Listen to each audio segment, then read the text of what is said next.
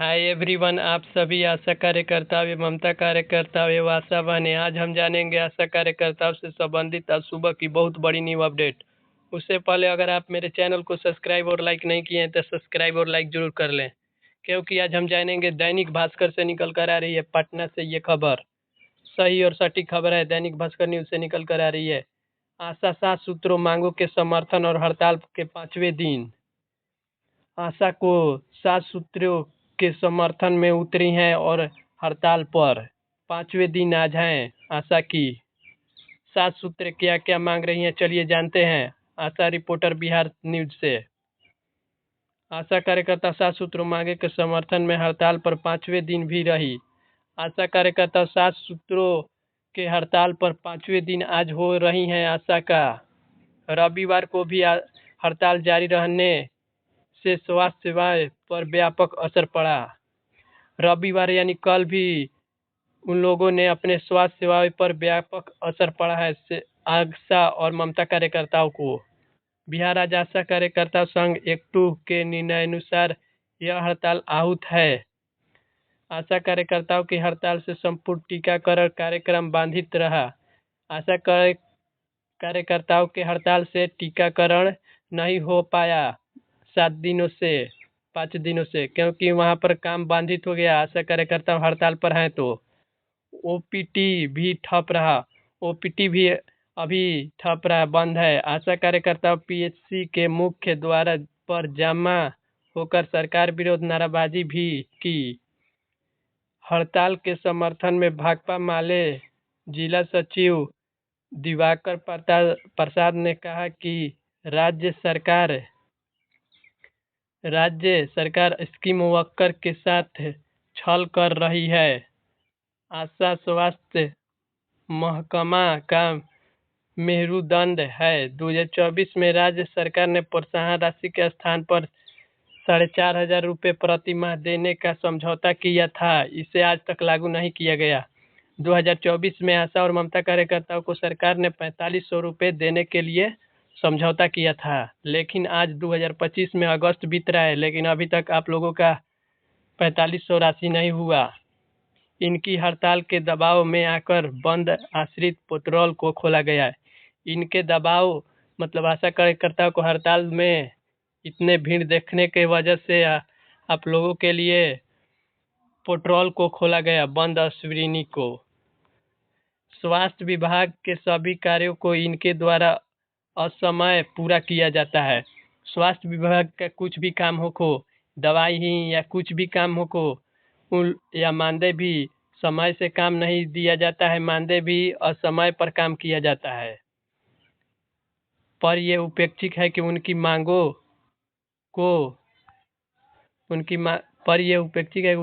को अविलंबित पूरा नहीं किया जाता है। उनकी मांगों को आशा कार्यकर्ताओं को मांगों को पूरा भी नहीं किया जाता है। जैसे मानदेय कह रही हैं आशा कार्यकर्ताओं कितनों दिन से बढ़ाने के लिए प्रोत्साहन के रूप में राशि जो मिल रही है, तो सरकार उन लोगों को बात ही नहीं मान रही है और उन्हें सरकारी कर्मचारी का दर्जा भी नहीं दे रही है। तो चरणबद्ध आंदोलन चलाया जाएगा। तो चरणबद्ध आंदोलन यानी पूरे मन से आंदोलन करेंगी आशा कार्यकर्ताओं। स्वास्थ्य विभाग के सभी कार्यक्रमों को ठप किया गया। जो स्वास्थ्य विभाग के कुछ भी काम होता है आशा और ममता करती हैं, उन लोगों ने सभी कामों को अभी ठप कर दिया गया है, क्योंकि अभी आशा कार्यकर्ताओं ममता कार्यकर्ताओं अभी आंदोलन पर हैं। जिला सचिव मंडल सचिव मुक्ति नारायण सिंह ने कहा कि स्वास्थ्य विभाग में अहिनिश सेवा देने वाली आशा को मनरेगा मजदूर से भी कम मजदूरी देकर इनके श्रम का शोषण किया जाता है। उन्हें जो अहिर्निश सेवा है और मजदूर के रूप में भी और मनरेगा मजदूर से भी कम पैसा दिया जाता है और उन्हें शोषण भी किया जाता है कि हई करिए हव करिए, ये करिए नए नए कामों को।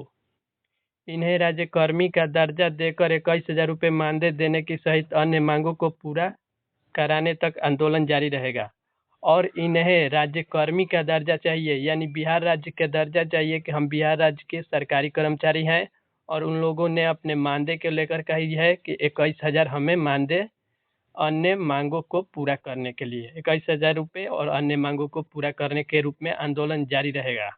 5 दिन आंदोलन हो चुकी है, लेकिन अभी तक सुनवाई तो नहीं हुई है, लेकिन सुनवाई हो जाएगी, क्योंकि ये दैनिक भास्कर जो न्यूज़ है इससे भी निकल कर आ रही है ये खबर। संगीता कुमारी ने कहा कि वर्ष 2024 में 32 दिवसीय हड़ताल के क्रम में आशा कार्यकर्ता और फैसिलिटर के मासिक मानदेय राशि 3,000 रुपये को बढ़ाकर 4,500 रुपये करने का निर्णय लिया। 2024 में ही हड़ताल के वजह से सरकार ने अपने आशा और ममता कार्यकर्ताओं को 3,000 से बढ़ाने के लिए 4,500 रुपये लेने के निर्णय लिया है, लेकिन अभी तक लागू नहीं किया। 3,000 के 3,000 है। 1 वर्ष बीत जाने के बाद भी राज्य सरकार इसे लागू करने में अनकानी कर रही है।